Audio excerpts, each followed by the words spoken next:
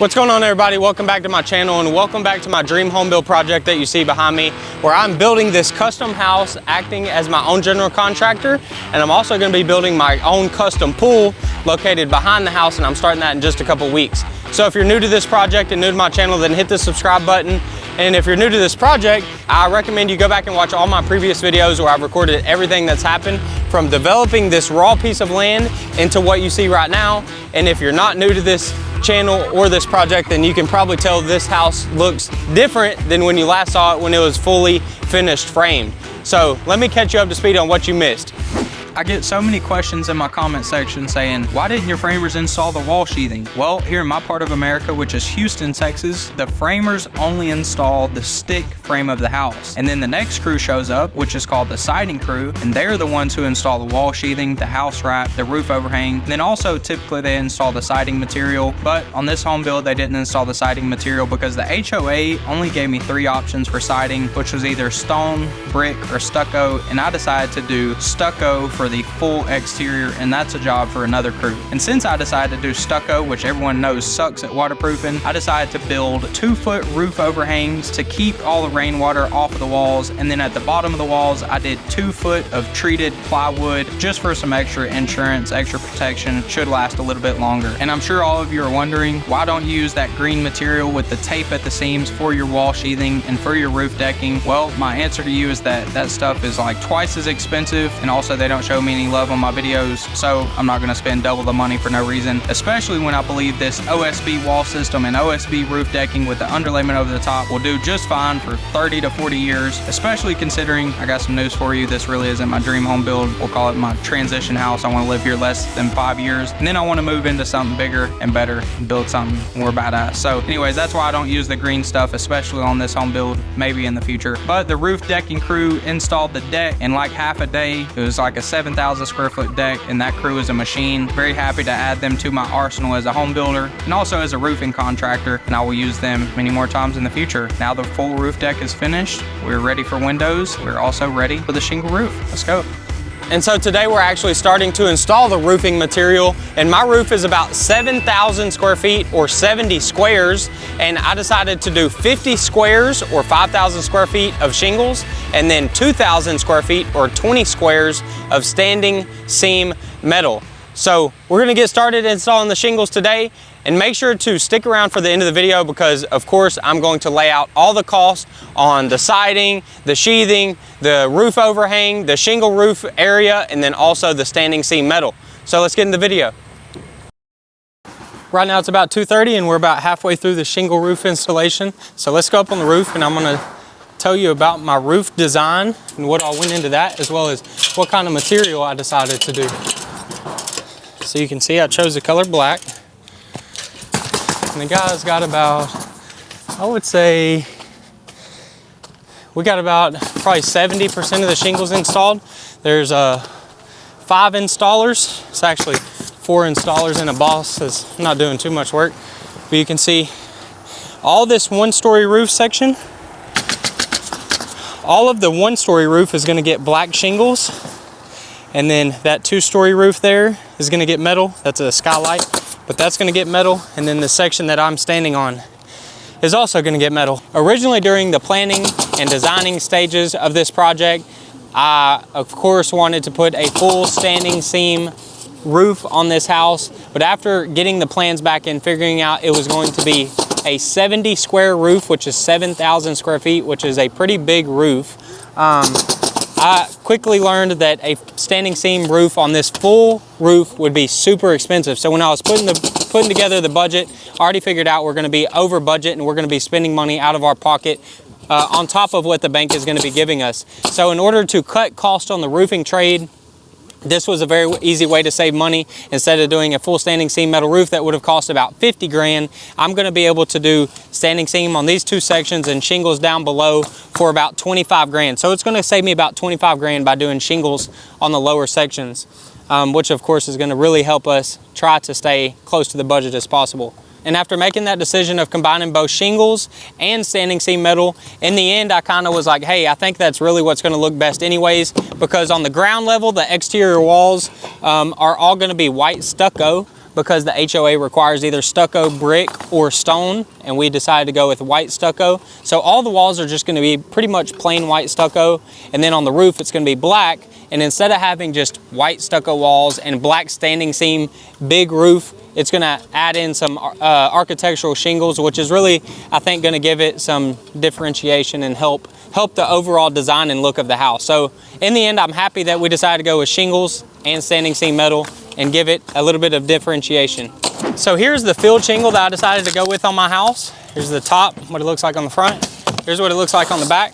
And then here is a ridge cap shingle that gets broken off and then folded up, and to make this piece here, which gives it a high profile look. I'll pop up a video of what it looks like finished installed, but essentially this gets bent over all of the hips and ridges and gets installed on the hips and ridges. So we have the field shingle, then we have the ridge cap shingle. That's the two main shingles that are visible from the outside of the roof. But this is the one I decided to go with. This is actually the GAF Timberline HDZ shingle brand. The manufacturer is GAF. Some people call it GAF, but roofers call it GAF. And it is the largest shingle manufacturer in, I think, the world, but for sure here in America.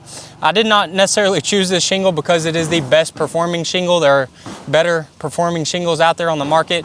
But in my opinion, this has the most solid color black, which I feel was very important for this house because it's just going to be white stucco, black roof. And I didn't want a off looking black that would have some contrast with the black standing seam roof. So I really chose this shingle for the color, but it is a lifetime shingle, meaning it is supposed to last a lifetime unless a storm comes through and rips it off. But again, I'm only gonna be living in this house probably 3 to 10 years, and this shingle should last much, much longer than how long I'm supposed to live in the house. So it won't be a problem whenever I go to sell this house in the future. This shingle will still be in good shape. And then this here is the ridge cap shingle, as I already mentioned, and this shingle is actually a upgraded shingle. I probably spent like $1,000, maybe a little more, to upgrade my ridge cap shingles, and that is strictly for aesthetics as well, because this shingle is going to give a much more prominent appearance. It's going to be much thicker than the more economical brand, or the more economical choice for the ridge cap shingles. So that's going to help the house look good as well. So these are the shingles I decided to go with on the project. Now let's get the rest of this roof finished up.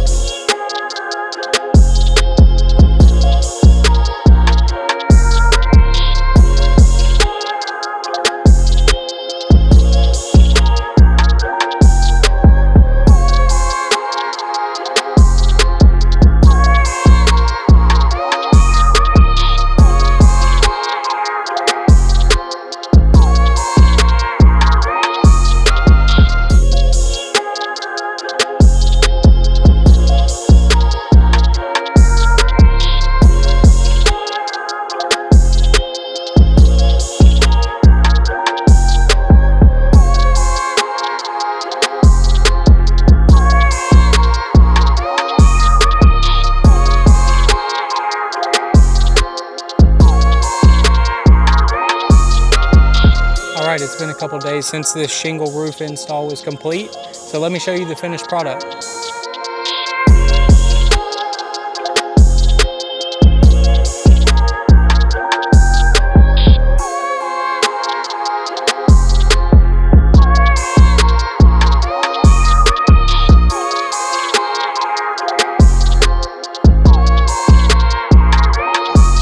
So now I'm gonna give my finished roof a walk around tour, and I'll tell you what I like about my roof, and then also what I dislike about my roof. So to start, I do like the color, which is the main reason I chose this shingle in the first place. This is the GAF Timberline HDZ shingle, and the color name is charcoal.